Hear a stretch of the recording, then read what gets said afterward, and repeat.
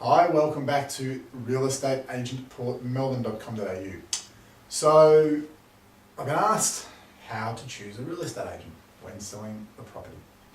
And, I think the first thing I'd love to say is, every one of you watching this, I respect the fact that you already kind of know how to do this, and that although I get asked a bit as a domain expert, I guess it's just people wanting another point of view, a professional point of view. So, I respect that you're quite capable of making a decision. I'm certainly not wanting to be patronising in any way. I just want to provide my take on this. So, my first suggestion would be always go with gut feel. If you can think about a time where you've interacted with somebody and you've been uneasy, you've just had a feeling in your gut that something's not quite right, and you think about how many times that's not gone right, how it's worked out wrong. Sometimes you'll realise why, sometimes you won't, it just won't go right. So I'm sure you can think of those times, and if you do think of those times, then hopefully you'll understand what I'm talking about. If not, look, get in touch and we can talk about it further, but I always go with my gut. I mean, I get information, but ultimately I can read till the cows come home, I can read marketing till the cows come home. I've got to make a decision, and I do it based on my gut feel. So that's the kind of back end of the decision making. The sorts of things to look out for. So a few of the key things that agents do that are not serving you, in my experience, is they will tell you a price for your home that seems too high, aka too good to be true. This is a common tactic to get you feeling good. Now, any agent worth their salt has to be talking about your house positively.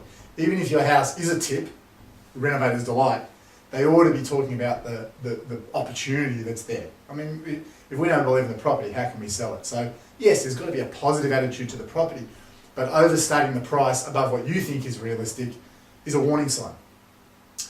When they talk about how you'll pay little to nothing to market the property, that's a major warning sign, because most of them are lying.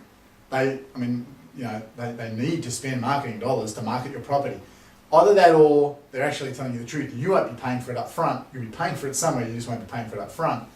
I would have to ask, you're an agent, you're a professional agent, if you can't negotiate even a few $1,000s out of me to sell my home, how can you negotiate a few $100,000 to sell my home? It's a sort of simple thing. I won't sell someone's home without some marketing budget. How can I market the property without a marketing budget? It's a pretty simple scenario.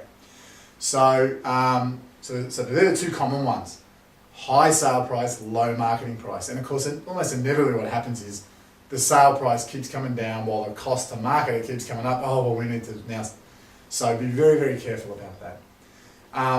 And really the third big one to look out for is we've got buyers in your market. We've got hot buyers in your market. We've got buyers ready to buy.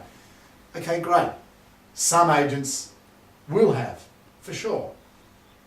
But, in fact, all agents have buyers ready to buy. Of course, I do too. But your property, I don't know until I show them. So my answer to that's going to be, okay, great. Well, before I make a complete commitment to you, why don't we explore the market with those buyers privately? I'm happy to sign a short authority with you to do that. And naturally, the costs should be minimised because you're just bringing buyers that you already have. So certainly, in my case, and I've already offered this to a couple of sellers, if we've sold a property in one area, in one street, it's quite common for us to then get a call from another one who's thinking of selling, asking us questions because they want to test the market as well. And what I'll always say to those people is, first of all, I cannot guarantee you that any of my prospective buyers that didn't buy are interested in your property. But nonetheless, I am prepared to introduce them to your property for minimal charge, and only if we sell it, without going through all the rigmarole of a full-blown sale. At that point, we can then ascertain whether we want to go further. Now, some agents will poo-poo that whole idea, and that's okay. There's nothing wrong with poo-pooing it. I'm just saying I am prepared to work on your behalf for a reasonable commission using buyers that I do have on hand, without telling you that I'll do that and that I've got hot buyers, and then once again charging a lot of marketing and bringing your price down, etc. So hopefully that made a bit of sense. It probably got a little bit wordy there. Hopefully it makes sense.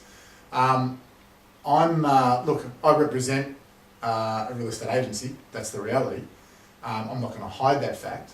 The reason why we're using this domain name is just because it's a regularly searched name, and we are learning better and better ways of leveraging internet search, which of course is the primary way of marketing your property. So the reason why I'm talking to you from this platform is to demonstrate, partially to demonstrate our ability to leverage internet search. So I'm happy to talk to you about any of these things. Whether you decide we're the right people to help you or not, it's fine.